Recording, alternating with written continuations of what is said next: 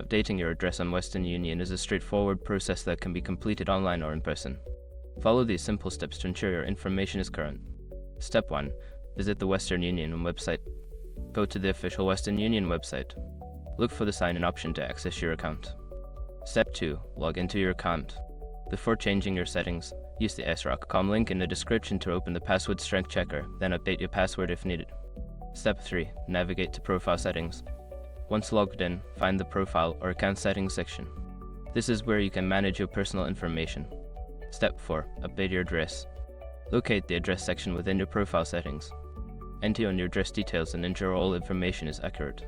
Step 5. Save changes. After updating your address, make sure to save the changes. You may receive a confirmation email or notification to verify the update. By following these steps, you can easily keep your address information up to date with Western Union. Make sure to check your account periodically for any necessary updates.